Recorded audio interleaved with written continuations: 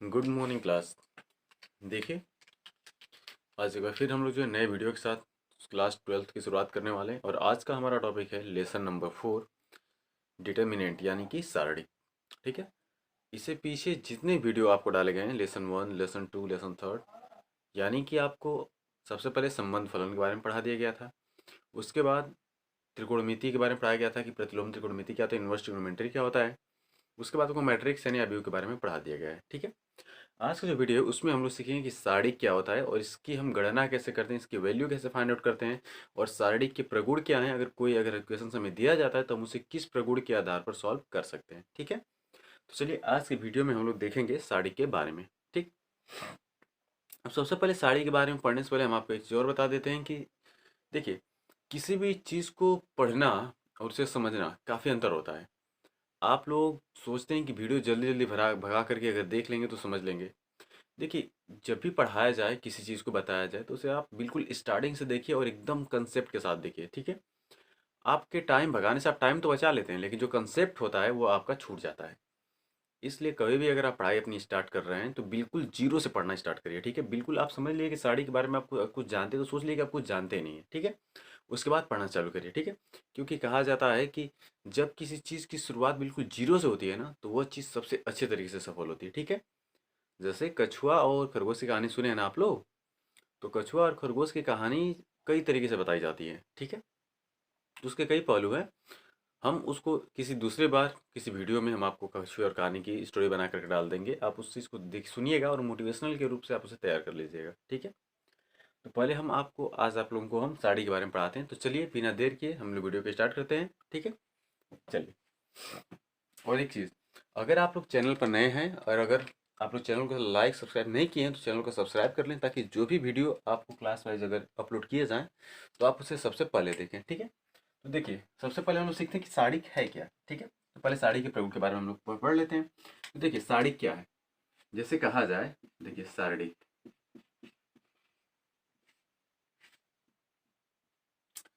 आपको अवयव के बारे में बताया गया था कि अगर कोई वस्तु है, जैसे मान लीजिए कि दो लोग हैं, जैसे मान लीजिए कि रीमा और सीमा, ये दो लड़कियां हैं।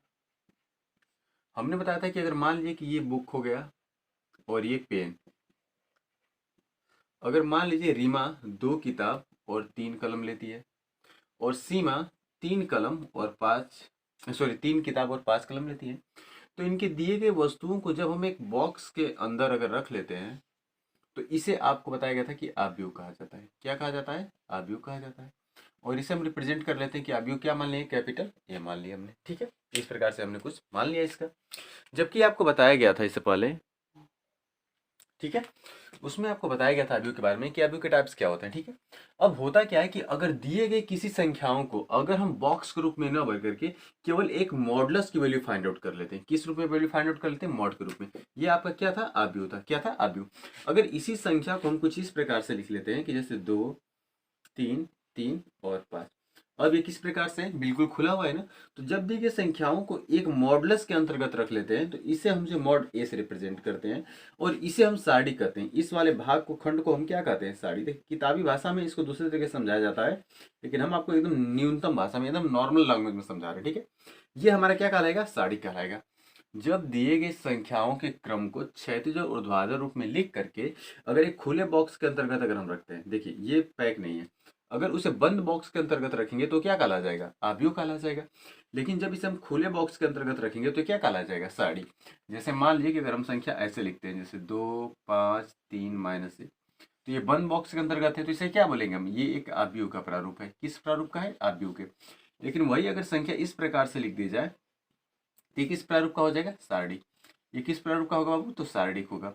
आव्यूह और सारणी की चीजें डिफाइन कर पाएंगे आप जब भी बंद बॉक्स के अंतर्गत, यानी इस प्रकार से कुछ अगर स्ट्रक्चर आपको देखने को मिलेगा तो उसे आप सिंपल कहेंगे कि क्या है? तो आव्यूह है। लेकिन जब वही एक खुले जो है मॉडुलस के रूप में अगर आपको देखने को मिलेगा तो वो हमारा क्या कहलाएगा? सारणी कहलाएगा। आव्यूह और सारणी को रिप्रेजेंट करने का तरीका यही देखिए, आव्यूह में भी क्या होती हैं? जो क्षैतिज रेखाएं होती हैं, जो क्षैतिज संख्याएं होती हैं, इन्हें क्या बोलते हैं? पंक्ति। तो सारणी में भी सेम चीज, इसे हम क्या बोलेंगे? पंक्ति बोलेंगे। हम क्या बोलेंगे? पंक्ति। और जो ऊर्ध्वाधर मतलब जो लंबवत होती है, इन्हें क्या बोलते हैं हम लोग? तो स्तंभ बोलते हैं। क्या बोलते हैं? स्तंभ। ठीक है, तो ये जो संख्या आप देख रहे हैं, ये जो ऊर्ध्वाधर यानी जो लंबवत जो होती हैं इन्हें हम क्या बोलते हैं, स्तंभ, और जो क्षैतिज होती है उन्हें हम क्या बोल देते हैं, पंक्ति। तो ये हो गया क्षैतिज और ऊर्ध्वाधर चीजों के बारे में कि कौन पंक्ति होती है और कौन स्तंभ होते हैं। जो प्रोसेस आप आदियों में फॉलो कर रहे थे वही आप किस में फॉलो करेंगे, साड़ी में फॉलो करेंगे। अब अगर ये कोई अगर साड़ी है तो इसे हम मॉड ए से डिनोट कर देंगे। किससे डिनोट करेंगे, मॉड ए से। जहां मॉड ए जो होता है वह सारणिक का मान होता है। ये किसका मान होता है, तो सारणिक का मान होता है। मॉड ए जो होता है आपका, ये सारणिक की वैल्यू होती है, यानी इसे हम बोलते हैं सारणिक का मान। क्या बोल देते हैं हम लोग, सारणिक का मान बोल देते हैं। ठीक है, तो इस तरीके से हम लोग कुछ सॉल्व करते हैं। अब चलिए आगे देख लेते हैं हम लोग इसके बारे में कि आखिर सारणिक के बारे में और भी प्रॉपर्टीज है क्या, कैसे इसको सॉल्व करते हैं। तो पहले हम लोग इसको देख लेते हैं। ठीक है, चलिए इसको मेरिज कर देते हैं, दिखाते हैं आपको फिर से। देखिए, अगर मान लीजिए कि कोई सारणिक हमें दिया गया है, फॉर एग्जाम्पल अगर ये हमें सारणिक कोई दिया गया है, जैसे ए इज इक्वल टू, मान लीजिए कि हमें दिया गया है सारणिक जैसे 5 2 3 4, ये सारणिक दिया गया। अगर इसे मॉड ए के रूप में अगर लिख देंगे, मतलब साड़ी का मान फाइंड आउट करना है, तो साड़ी का मान होता क्या है उसके लिए देख लीजिए पहले प्रॉपर्टीज। यदि, देखिए कंसेप्ट यहाँ देख लीजिए, यदि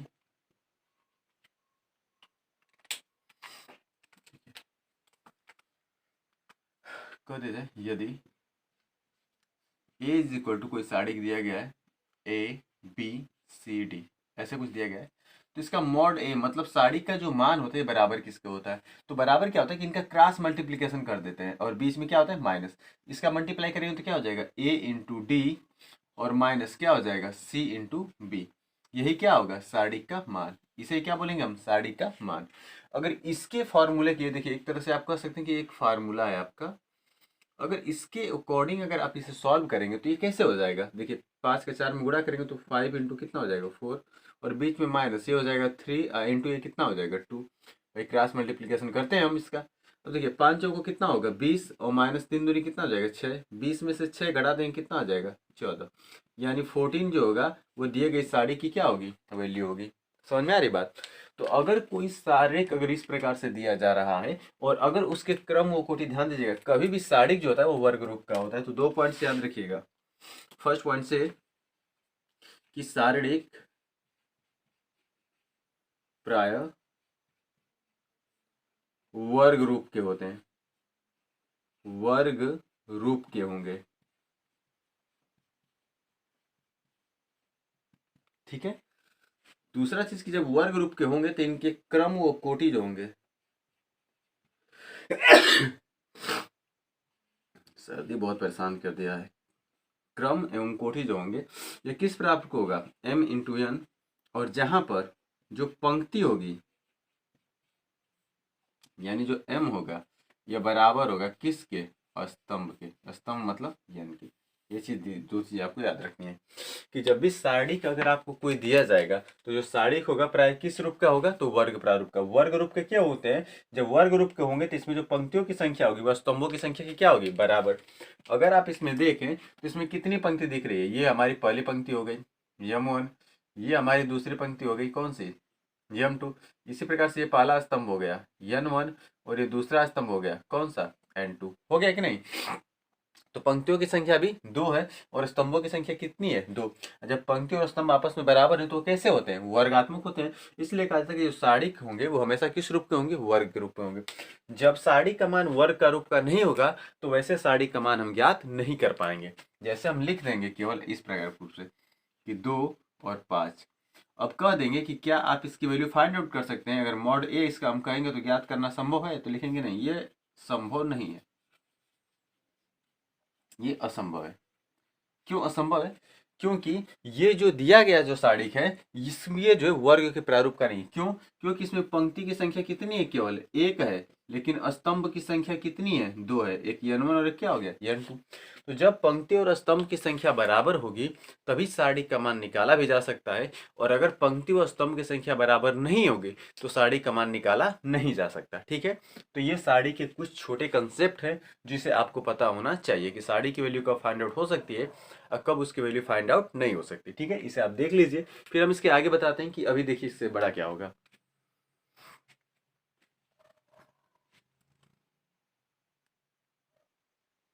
चलिए हम इसको इरेज करते हैं, अब आगे बताते हैं आपको।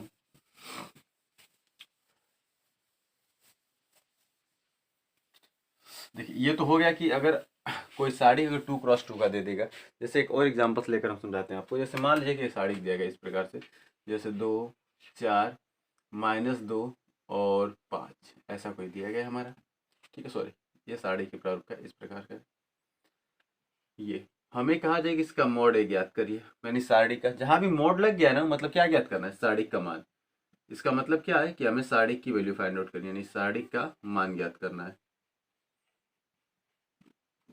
ठीक है, तो जब इसमें हमें साड़ी का मान ज्ञात करना है, इसका मतलब जो मोड ए है ये बराबर होगा, क्रॉस मल्टीप्लीकेशन होगा ना, तो ये हो जाएगा 2 इंटू कितना हो जाएगा 5, क्या होगा 2 इंटू 5, और बीच में क्या लगता है माइनस, और ये हो गया 4, और इंटू ये हो गया -2। अब इसका मल्टीप्लाई करेंगे तो 5 2 जा 10, और माइनस का माइनस में मल्टीप्लाई करेंगे तो प्लस, और 4 2 जा 8, 10 और 8 मिलकर कितना हो जाएगा 18। यानी इस साड़ी की जो वैल्यू होगी वो कितनी आ जाएगी 18 आ जाएगी। समझ में आ रहा है। अगर मान लीजिए कि कोई संख्या इस प्रकार से अगर निगेटिव मिले सिर्फ, जैसे मान लीजिए कि दूसरी संख्या जैसे a इज इक्वल टू ऐसे ले लेंगे कि -2 -4 5 -3, इसमें अगर मॉड है यानी साड़ी का मान हमें ज्ञात करना है तो सेम प्रोसेस, -2 इंटू ये हो जाएगा -3, बीच में माइनस, ये हो जाएगा 5, और इंटू ये हो जाएगा -4। अब देखिए माइनस का माइनस में गुणा करेंगे तो प्लस, तो 3 2 जा 6, और माइनस का माइनस में गुणा करेंगे तो प्लस, 5 4 जा 20, और 20 में अगर 6 ऐड कर देंगे तो कितना हो जाएगा 26, और ये हमारा क्या हो जाएगा आंसर हो जाएगा। समझ में आ रही बात। तो अगर कोई अगर कोई साड़ी का आपको दिया जा रहा है और अगर वह वर्ग रूप का है, क्यों, क्योंकि उसकी पंक्ति और स्तंभों की संख्या बराबर है, तभी उस साड़ी का मान निकाला जा सकता है। क्यों, क्योंकि इसमें देखिए पंक्ति भी कितनी है आपको 2, स्तंभ भी कितने हैं 2, यहाँ भी पंक्ति कितनी है 2, स्तंभ भी कितने हैं 2। तो साड़ी का मान निकालना तभी संभव है जब दिए गए साड़ी में पंक्ति और स्तंभों की संख्या आपस में बराबर हो, अर्थात साड़ी किस रूप का हो, वर्ग रूप का हो। किस रूप का हो, वर्ग रूप का हो। ये तो हो गया कि जब पंक्ति की संख्या 2 हो, यानी 2x2 का ये साड़ी हो गया, 2x2 के साड़ी है। ठीक है, ध्यान से देख लीजिए इसको आप। अब अगर मान लीजिए कोई साड़ी अगर 3x3 का दे दिया, तो उसका जो है हम विस्तार कैसे करते हैं और उसकी वैल्यू कैसे फाइंड आउट करते हैं। ठीक है, तो उसके लिए पहले एक फार्मूला आपको हम बताते हैं, फिर उसमें सवाल आपको दिखाते हैं कैसे करना है। ठीक है, देख लीजिए। ठीक है, अब देखिए इसको हम इरेज कर देते हैं। अब देखिए 3x3 का कैसे आएगा। अगर मान लीजिए कोई साड़ी हमें 3x3 का दिया है, कुछ इस प्रकार से,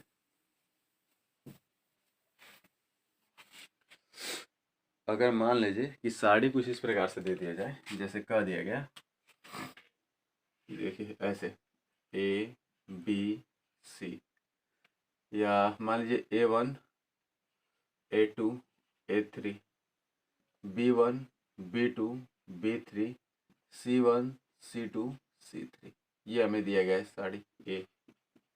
ठीक, हमें इसमें कहा गया कि साड़ी यानी मॉड ए का मान ज्ञात करना है, यानी साड़ी का मान ज्ञात करना है। तो विस्तार कैसे होता है, ध्यान दीजिएगा। पहली चीज कि जो मॉड ए होगा इसका जो फार्मूला निकलेगा होता क्या है कि जिस एलिमेंट्स को आप लेते हैं उससे होकर जाने वाली पंक्ति व स्तंभों को हम छोड़ देते हैं, और शेष अवयव का क्रॉस मल्टीप्लिकेशन। यानी अगर हम A1 को लिए, किसको लिए हमने A1 को, तो A1 को जैसे ही आप लेंगे तो A1 से होकर जाने वाली पंक्ति यानी इस वाली पंक्ति को, और इससे होकर जाने वाले स्तंभ यानी इस वाले स्तंभ को हम छोड़ देंगे, तो बचेगा क्या, इसको अगर हम छोड़ देंगे तो हमारा एलिमेंट्स क्या बचेगा, तो बच जाएगा, ध्यान दीजिएगा, यहाँ पर क्या बच गया B2, और यहाँ पर बच गया C2, और नीचे क्या बच गया B3, और क्या बच गया C3। अब ये एलिमेंट्स आपका प्लस में लिया गया है ना, तो जो दूसरा एलिमेंट्स लेंगे वो माइनस में लेंगे। देखिए हमने A1 को लिया है, अब किसको लेंगे B1 को, तो ये माइनस क्या हो जाएगा B1। ठीक है, अब ध्यान दीजिए इसको हम हटा देंगे। ठीक, अब जैसे हमने B1 लिया तो अब ध्यान दीजिए B1 से होकर जाने वाली पंक्ति यानी ये वाली पंक्ति तो वही रहेगी पहली, लेकिन स्तंभ हम कौन सा हो गया दूसरा, तो दूसरा स्तंभ जो हो गया, तो अब जो है हमारे कौन कौन सा एलिमेंट्स बच रहे हैं, तो अब एलिमेंट्स जो बच रहे हैं उनकी संख्या देखिए, यहाँ पर क्या बच गया A2, और इसे जाने वाला स्तंभ को छोड़ देंगे तो यहाँ पर क्या बचा है C2, यहाँ पर क्या बच गया A3, और यहाँ पर क्या बच गया C3। ध्यान से देखिए, करना क्या है कि जिस एलिमेंट्स को आप लेंगे उससे होकर जाने वाली पंक्ति और स्तंभों को छोड़ करके शेष अवयव को वापस लिख लीजिएगा। अब देखिए ये एलिमेंट प्लस में था, ये किस में था, माइनस में, तो अब जो एलिमेंट्स आएगा वो अब किस में आ जाएगा, माइनस में आ जाएगा। तो देखिए B1 है, अब उसके बाद क्या आ गया, C1, तो अब ये प्लस क्या हो जाएगा, C1 हो जाएगा। ठीक है, अब इसको हम किस में लिखेंगे, प्लस में। तो अब इसको प्लस में लिखेंगे तो अब देखिए जैसे ही हमने C1 को लिया तो C1 से होकर जाने वाली पंक्ति तो वही रहेगी, लेकिन स्तंभ अब कौन सा हो गया, तीसरा। तो बचा क्या यहाँ पर, A2, और यहाँ पर क्या बच गया बाबू, आपका B2 बच गया। यहाँ पर क्या बच गया, A3, और यहाँ पर क्या बच गया, आपका B3 बच गया। दिख रहा है आपको, बिल्कुल आसान। देखिए कहने का मतलब ये है कि इसी से हमें सारी का मान ज्ञात करनी है, और यही आपका जो है फार्मूला होगा, ये आपका फार्मूला होगा। अभी जो सवाल लगाया जाएगा बिल्कुल इसी बेस से लगाया जाएगा। ध्यान से देखिए इसको। देखिए करना क्या है, हमने आपको बताया क्या था कि अगर मान लीजिएगा कि हमें कोई अगर साड़ी दिया गया, अब ये साड़ी कितना है, इसमें पंक्ति की संख्या कितनी है, 1 2 3, स्तंभ कितने, 1 2 3, हो गया। यानी ये जो है ये 3x3 का है। और 3x3 का ऐसे करते हैं। अब इसमें करना क्या है कि जैसे ही आपने A1 को लिया तो इससे जाने वाली पंक्ति यानी ये वाली छूट गई, और इससे जाने वाला स्तंभ यानी ये छूट गया, तो बचा क्या, B2 C2 B2 C2 B3 C3 B3 C3। अब जो है देखिए हमें क्या लिया है, B1, तो B1 को अगर हम ले लेंगे तो बीच वाली पूरे स्तंभ को छोड़ दीजिए और ये ऊपर वाली पंक्ति को छोड़ दीजिए, तो बचा क्या, A2 C2 A3 C3 A2 C2 A3 C3। इसी प्रकार से जब मैंने C3 C1 को लिया तो ये भी देखिए हमारा क्या हो गया, छूट गया पंक्ति, और ये स्तंभ कौन सा, तीसरा छूट गया। बचा क्या, A2 B2 A3 C3 A2 B2 A3 B3। हो गया कि नहीं बाबू। अब क्रम क्या था कि पहला एलिमेंट हमने प्लस में लिया था, तो दूसरा माइनस में, फिर तीसरा किस में लिया, प्लस में। इस तरीके से हम अरेंज कर लेते हैं। ठीक है, जैसे एक छोटा सा सवाल लेकर हम आपको समझाते हैं कि कैसे करना है इसको। ठीक है, जैसे अगर मान लीजिए कोई सवाल क्वेश्चन अगर इसमें दे दिया जाए, एक मिनट रुकिए। देखिए हम अगर समझने के लिए एग्जांपल्स के लिए एक अगर हम सवाल ले लेते हैं, ठीक है, ध्यान से देखिए पहले। जैसे कह दिया जाए, जैसे मान लीजिए एग्जांपल्स के लिए ही हमारा एक फार्मूला सवाल इक्वेशन है, जैसे कह दिया गया 2 3 4 -2 3 5 4 1 2, 4 1 क्या है, 2 है। ये हमें इसका मॉड फाइंड आउट करना है। मॉड क्या करना है, फाइंड आउट करना है। ठीक है, करना क्या है इसमें, कि सबसे पहले एलिमेंट्स को अरेंज करेंगे, यानी मोड ए जैसे आप इसका फाइंड आउट करेंगे तो जैसे आप 2 को लेंगे तो 2 से होकर जाने वाली पंक्ति स्तंभ को छोड़ दीजिए, तो बचा क्या, 3 5 1 2, लिख लीजिए 3 5 1 2, बच गया। अब ये पहला हमने प्लस में लिया तो दूसरा किस में लेंगे, माइनस, तो माइनस अब किसको ले लेंगे, 3 को। और जैसे -3 को लेंगे तो पंक्ति तो वही, लेकिन स्तंभ अब कौन सा हो गया, दूसरा, तो बचा क्या, -2 5 4 और 2, तो लिख लेंगे -2 5 और 4 और 2। अब ये हमने माइनस में लिया तो अगला वाला किस में लेंगे, प्लस में। तो अब जैसे प्लस में लेंगे तो किसको ले लेंगे, 4 को। जैसे 4 को आप लेंगे तो जाने वाला स्तंभ और पंक्ति छोड़ दीजिए, तो -2 3 4 1, तो -2 3 4 और 1, इतना हो जाएगा। अब इसके क्रम को अगर आप आगे बढ़ाएंगे सोल्यूशन के लिए तो निकलेगा का, वो ध्यान से देखिए आप। यहाँ से होता क्या है कि ये जो होगा दो एलिमेंट्स वही रहेगा, लेकिन ये जो अवयव होते हैं इनका क्रॉस मल्टीप्लिकेशन होता है। जैसे 2 था, अब ब्रैकेट में क्या होगा, इनका आपस में गुणा, तो 3 गुणे 2 3 गुणे 2, अब इसमें क्या होगा माइनस, तो 5 गुणे 1, ये काम हमेशा होगा। ये देखिए -3 हो गया, अब इसका करेंगे तो -2 और गुणे ये क्या हो गया 2, अब इसमें क्या होगा -5 गुणे 4, फिर हो जाएगा प्लस ये कितना 12 4 है। अब इसका करेंगे तो ध्यान दीजिएगा -2 गुणे 1, और इसका कर देंगे तो -4 गुणे 3। अब देखिए यही कामों को हमेशा करना है, क्योंकि आपको अभी जो है 2x2 का बताए थे कि इन दोनों का आपस में गुणा करते हैं, बीच में क्या लगा देते हैं माइनस, अब 1 गुणे 5 हो गया। अब इसको अगर आप सॉल्व करोगे तो होगा क्या, देखिए ये हो 2 आपका, 3 दूनी के 6 और माइनस 5 एकम में 5 हो गया। ये देखिए -3 ब्रैकेट में 2 दूनी के 4, तो ये -4, और देखिए 5 चौको 20, तो -20, उसके बाद क्या होगा प्लस, तो ये हो गया प्लस और ये हो गया 4, 2 एक कम में 2, तो ये हो गया -2, और देखिए 4 3 12, तो -12, इतना हो गया।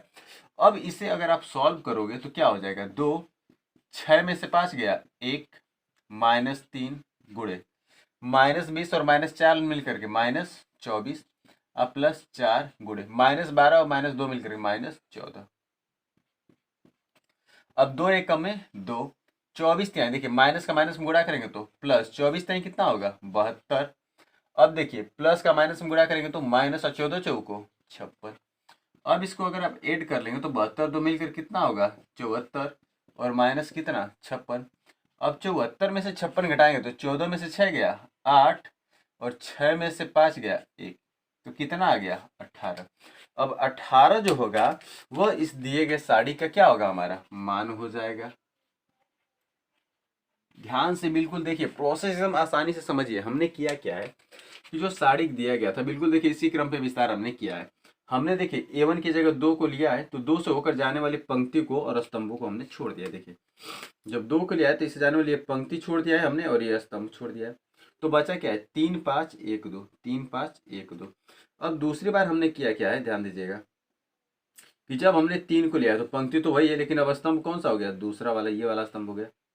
अब इसको छोड़ देंगे और ये ऊपर वाली पंक्ति अगर आप छोड़ दें तो बचा क्या है -2 5 -2 5 और नीचे 4 और 2 4 और 2 हो गया। अब भाई देखिए हमने इसके बाद क्या लिया है कि 4 को लिया है तो भाई पंक्ति तो वही है लेकिन स्तंभ अब कौन सा हो गया तीसरा वाला। अब तीसरा स्तंभ को अगर आप देख लें छोड़ दें तो क्या बचा -2 3 -2 3 4 1 4 और 1। अब आपको 2x2 के अवयव के बारे में अभी मान ज्ञात करने के लिए हमने आपको बताया था। करना क्या है कि दोनों का क्रॉस मल्टीप्लिकेशन यानी 3 गुणे 2 और बीच में -5 गुणे 1, 3 दूनी के 6 -5 एकम में 5। देखिए 2 दूनी के 4 तो -2 गुणे 2 और -5 गुणे 4 +4 -2 गुणे 1 -4 गुणे 3। 6 में से 5 गया 1, -20 -4 मिल करके -24, -2 -12 मिलकर -14। माइनस का माइनस में गुणा किया तो प्लस, तो 24 थे 72, 2 एकम में 2, 14 चौको 56, 72 2 74, 74 में से 56 घट गया 18। यानी इस जो साड़ी था 3x3 का इसका मान कितना आ गया 18 आ गया। ठीक है, तो ये आपका फार्मूला एक तरह से कह सकते हैं कि ये जो है ये आपका कंसेप्ट यानी फार्मूला हो गया और ये हमने आपको उसके आधार पर एग्जांपल्स के लिए सवाल बता दिया हमने। ठीक है, ध्यान से देखिए और इसको नोट कर लीजिए, स्क्रीनशॉट ले लीजिए इसका।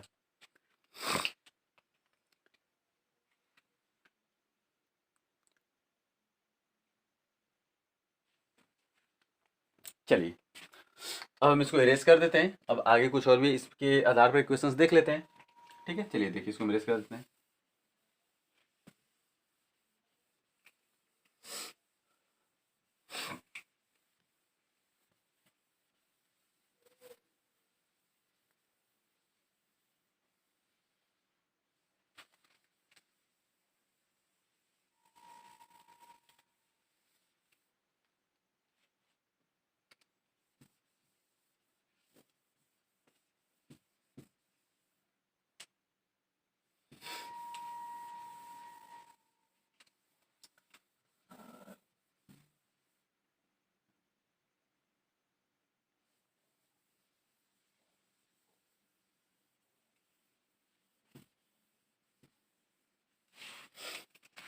अब देखिए जैसे मान लीजिए कि कोई इस प्रकार का साड़ी दे दे, जैसे कह देगा कि यदि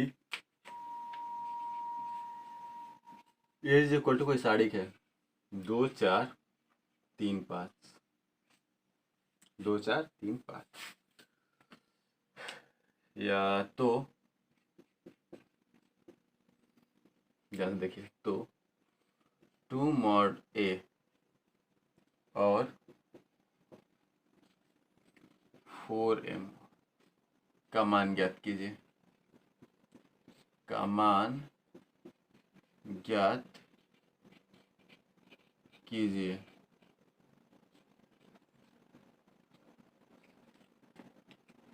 ठीक है, ये हमारा क्वेश्चन है, ध्यान से देख लीजिए।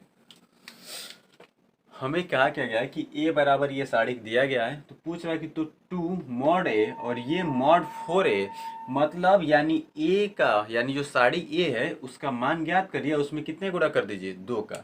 इसके कहने का मतलब ये है कि जो साड़ी a दिया है पहले उसमें 4 का मल्टीप्लाई करिए और उसके बाद उस साड़ी का मान ज्ञात कीजिए। दो कंडीशन है, दोनों ध्यान से समझते हैं हम लोग। ठीक है, तो सबसे पहले हमें एक पहला जो दिया गया लिखेंगे चूंकि, ध्यान दीजिएगा, चूंकि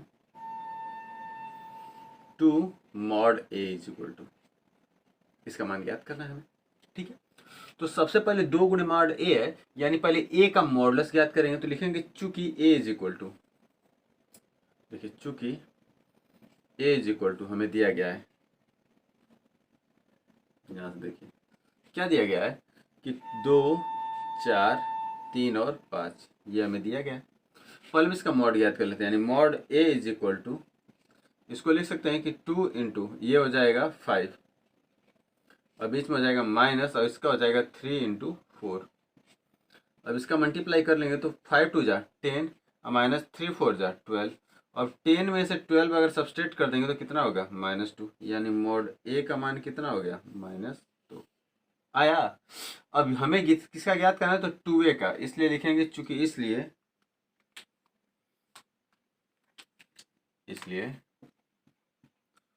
2 mod a is equal to क्या हो जाएगा 2 और गुणे मॉड ए का मान कितना है -2, यानी 2 में -2 का गुणा करेंगे तो -4, ये हमारा क्या आ जाएगा आंसर। अब ये किसका मान आ गया, 2 मॉड ए का मान आ गया, आया कि नहीं।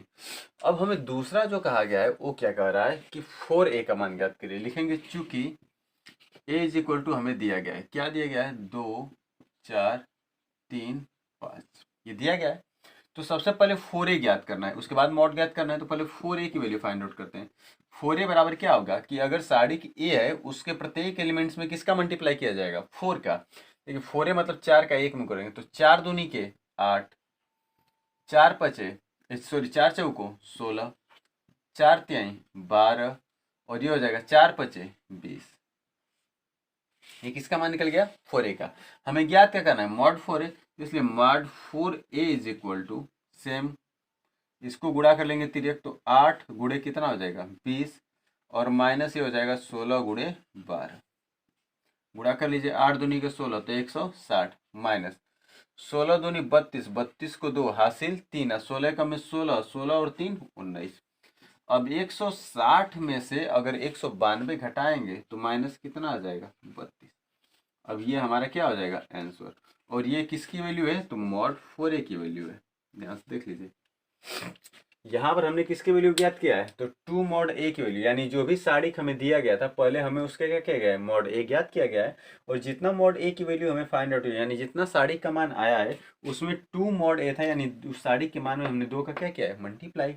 लेकिन यहाँ पर क्या था कि साड़ी के ऊपर 4 का मल्टीप्लाई करना था, उसके बाद साड़ी का मान ज्ञात करना था हमें, इसलिए जो साड़ी ए दिया था उसमें हमने 4 का मल्टीप्लाई किया। तो जैसे 4 का हमने साड़ी ए में मल्टीप्लाई किया है, तो साड़ी के जितने भी एलिमेंट्स थे हम सब एलिमेंट्स में 4 का क्या कर दिए, मल्टीप्लाई कर लिए, और मल्टीप्लाई करने के बाद हम उसमें से क्या किए, घटा दिए। तो घटाने के बाद मॉड 4a की वैल्यू कितनी निकल गई, -32 निकल गई। कितनी निकल गई, -32 निकल गई। ध्यान से देख लीजिए इस चीज़ को।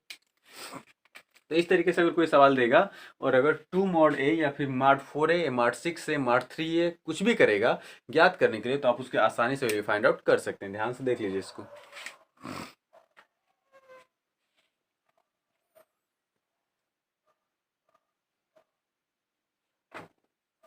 ठीक है, चलिए हम इसको इरेज कर देते हैं और कुछ अलग तरह के सवाल और बताते हैं आपको। जैसे मान लीजिए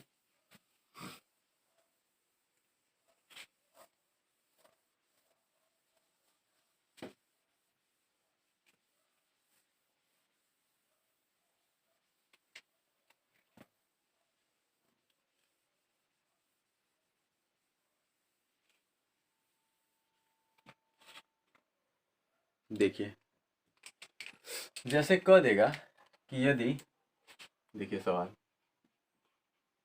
यदि ऐसे कर देगा, जैसे कह देगा कि यदि x3 और 3x ये बराबर है, ठीक है। जैसे मान लीजिए कि बराबर हो गया 5, 3, 2, 2 या -2, 2, तो x का मान ज्ञात करिए। तो x का मान ज्ञात कीजिए।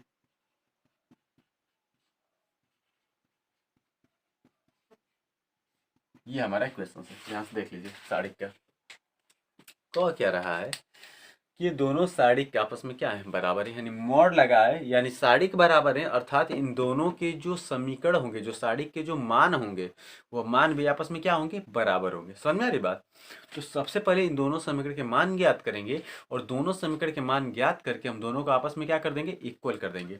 और अगर दोनों समीकरण के मान आपस में बराबर हो जाएंगे, तब हम कह सकते हैं कि अब यहाँ से समीकरण का मान ज्ञात हो सकता है। तो देखिए करना क्या है, सबसे पहले इन दोनों समीकरण को हम लिख लेते हैं। क्या जो दिया गया है, दिया गया है कि x3 और ये दिया है 3 और x दिया है, और कह रहा है कि ये बराबर है 5 3 -2 और 2, इतना दिया गया।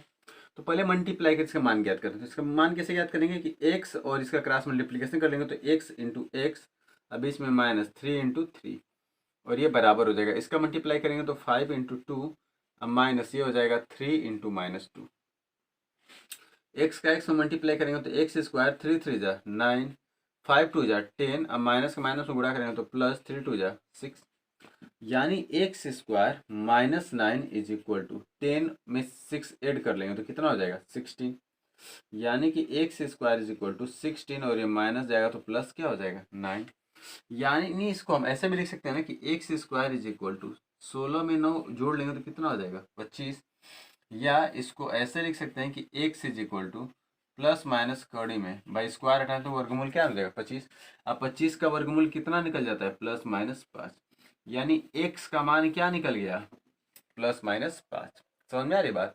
तो अगर कोई समीकरण देगा तो इस तरीके से हम उसका मान ज्ञात कर सकते हैं, या अगर ऐसे कर देगा कि यदि, देखिए एक दूसरा सवाल देखिए थोड़ा इससे डिफरेंट अलग तरीके से, जैसे सवाल इस प्रकार से दे देगा कि यदि 3 4 2x ये बराबर है 3, देखिए दूसरा सवाल है 4 - 2 3 - 1, सवाल ये कर रहा है, इसमें भी हमें क्या करना है, x का मान ज्ञात करना है, x का मान ज्ञात कीजिए। ठीक है, हमें ये प्रूफ करना है। तो करना क्या है कि जब भी इस साड़ी से बाहर कोई संख्या दी गई है, अर्थात इस संख्या का इस पूरे में क्या कर देंगे मल्टीप्लाई, या फिर इस साड़ी का मान ज्ञात करके उसमें किसका मल्टीप्लाई कर देंगे 3 का, तो दोनों मान आपस में क्या होंगे इक्वल हो जाएंगे। तो इसके अकॉर्डिंग अगर हमें सॉल्व करना है तो होगा क्या, पहले इसका मल्टीप्लाई कर लेंगे, साड़ी का मान ज्ञात करेंगे, तो साड़ी का मान क्या हो जाएगा 3 इंटू ये क्या हो जाएगा x -4 इंटू 2, ये बराबर, देखिए 3 है इसको बाहर आने देंगे और इसको सॉल्व कर लेंगे, तो ये हो जाएगा देखिए 4 इंटू -1, और ये -3 इंटू -2, अब देखिए इसका मल्टीप्लाई करेंगे तो 3x, -4 2 जा 8 इज इक्वल टू ये कितना हो गया 3, अब देखिए 4 में 1 का मल्टीप्लाई करेंगे तो -4, और 3 माइनस का माइनस मल्टीप्लाई करेंगे प्लस 3 2 जा 6, अब देखिए 3x - 8 is equal to 3 into 6 में से 4 निकाल देंगे कितना हो जाएगा 2 हो जाएगा, यानी 3x इज इक्वल टू 3 2 जा 6, और ये -8 जाएगा तो क्या हो जाएगा +8, 6 और 8 ऐड कर लेंगे तो कितना हो जाएगा 14, यानी x की जो वैल्यू होगी वो कितनी हो जाएगी 14/3, या इसको ऐसे भी लिख सकते हैं ना कि 4 सही 2/3, यानी x का मान क्या निकल गया, ये हमारा क्या हो गया x का आंसर हो गया। ठीक है, तो सवाल आपको किसी भी तरीके से लिख करके दे, आपको तरीका नहीं बदलना है, बस कंसेप्ट को समझते हुए चलना है, और उस इक्वेशंस को आप तोड़ करके जैसे भी सवाल देगा आप उसको लगा सकते हैं।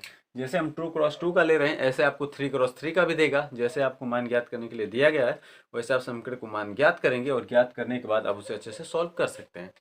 जो कंसेप्ट अभी आपको हमने बताया है, इस कंसेप्ट के आधार पर आप लोग जो पहली एक्सरसाइज है यानी 4.1 जो एक्सरसाइज आपको दी गई है, वो पूरी एक्सरसाइज को आप अच्छे से जो प्रिपेयर करके लगा सकते हैं। अगर उसमें किसी प्रकार के आपको डाउट्स रह जाते हैं, कोई इक्वेशंस आपसे सॉल्व नहीं हो पाता है, तो आप मुझे जो है वो कमेंट्स कर सकते हैं कि सर ये इक्वेशन सॉल्व नहीं हो पा रहा है, तो मैं उसे आपको बता दूंगा। ठीक है, तो आप मेहनत से अपनी पढ़ाई करते रहिए।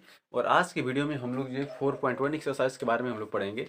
कल हम लोग पढ़ेंगे कि साड़ी के जो है प्रगुण क्या हैं, उनके कौन कौन से प्रगुण हैं, और उन प्रगुणों के आधार पर हम साड़ी की वैल्यू कैसे फाइंड आउट करते हैं। ठीक है, तो आज की वीडियो में इतना ही। आप लोग अच्छे साड़ी के क्वेश्चंस को यानी 4.1 पहले सॉल्व करिए, फिर अगले क्वेश्चन में फिर मिलेंगे। तब तक के लिए ऑल द बेस्ट, अपनी स्टडी कंटिन्यू रखें।